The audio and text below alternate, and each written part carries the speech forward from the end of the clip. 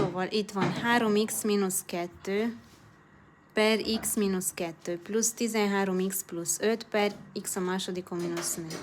Most az a baj, hogy itt x mínusz 2 van, és ott x a másodikon mínusz 4. Nem ugyanaz, úgyhogy nem lehet összeadni őket, ha lent nem ugyanaz a nevező.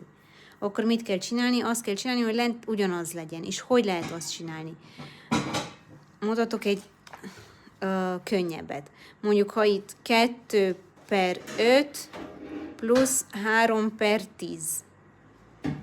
Nem lehet összeadni őket, mert itt 5 van, 5 meg 10. És azt kell gondoljad, hogy lehet a kisebbül, ha lehet, nagyobb a 10-et csinálni. 5-ből hogy lehet 10-et csinálni? Hát a 2-vel szorzod. Akkor ideírod a 2-t, és azt jelenti, hogy fent is, lent is szorzol 2-vel. Fent lesz 2, ez a 2, szorzva azzal a 2-vel, és lent ez ott van, az 5 szorzva 2-vel, és a 3 per 10 marad 3 per 10. És akkor 4 lesz ott fent, és lent 10, plusz 3 per 10, és akkor ha összeadod ezt a 2-t, 4 plusz 3, az 7 per 10. És akkor olyasmit fogunk itt is csinálni.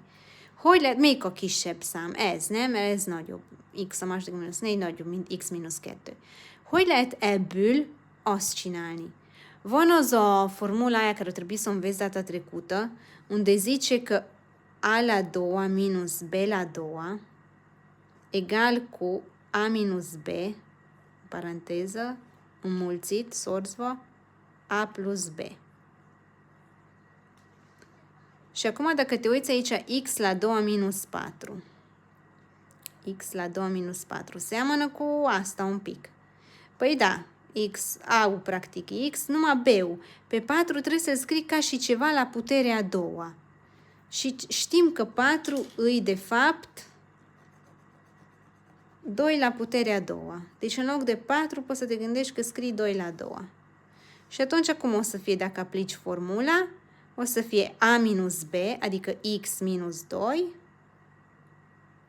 pe lângă a plus b, adică x plus 2 în cazul tău. Și asta ați scris voi în clasă.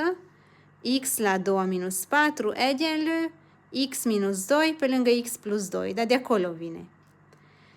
Și atunci, acolo avem x minus 2 și înseamnă că dacă pe x minus 2 îl înmulțim cu x plus 2, o să ne dea fix asta ce avem acolo. Deci trebuie să-l înmulțim cu x plus 2. Acolo x plus 2 trebuie să scriem, nu x minus 2. Și atunci ce se întâmplă de fapt? Sus o să avem x plus 2-ul ăla, x plus 2, sorzva cu ce avem acum acolo, 3x minus 2 și restul rămâne la fel, plus 13x plus 5, supra x la 2 minus 4. De ce?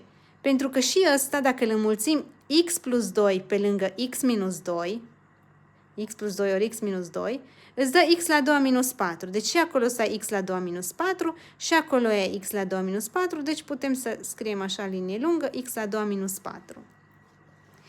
Și atunci să vedem cum se face asta. Se ia fiecare termen, iei prima dată x-ul ăla cu 3x-ul de acolo și le înmulțești. Trebuie să fii prima dată să fii atentă ce semn o să fie, plus sau minus. X-ul ăla ce semn are? Dacă nu are nimic scris înainte, înseamnă că e plus. 3x-ul ce semn are? Dacă nu are nimic scris înainte, înseamnă că e plus. Plus ori plus o să fie plus, care nu trebuie să scriem plus, dar se înțelege că e plus dacă nu e nimica. Și x ori 3x. Cât e x ori 3x? E 3, prima dată se scriu numerele, și x ori x e de fapt x la puterea a doua. Asta înseamnă x la puterea a doua, x ori x. Și atunci o să avem 3x la a doua și să vedem. După aia îl iei pe x cu minus 2. X are semnul plus, minus 2 are semnul minus. Atunci plus ori minus o să fie minus. Și x ori 2 scriem 2x, 2 ori x. De prima dată se scriu numele și după aia x și așa. Și urmează mai departe. Luăm 2 cu 3x. 2 are semnul plus, 3x are semnul plus, deci o să fie semnul plus și o să fie 2 ori 3x. 2 ori 3, 6 și cu x n-avem ce face, rămâne așa, 6x. După aia luăm 2 cu minus 2. 2 are semnul plus. 2 ăsta are semnul minus. Plus ori minus o să fie minus. 2 ori 2, 4. Deci minus 4. Și ăsta rămâne așa. Plus 13x plus 5. Supra rămâne așa, x la 2 minus 4. Asta ce zic acum că plus ori minus, așa, e plus ori plus. Dacă sunt același semn, rămâne plus. Și dacă e același semn, adică minus minus, tot plus o să fie. Dar dacă semne diferite, plus și minus, sau minus ori plus, atunci o să fie minus rezultatul. Bine, și să vedem aici ce putem să facem. Aici avem x la 2. Niciunde aici nu mai avem x la 2. Deci nu avem ce să-i facem la ăla. Rămâne așa. 3x la 2. După aia, aici avem minus 2x.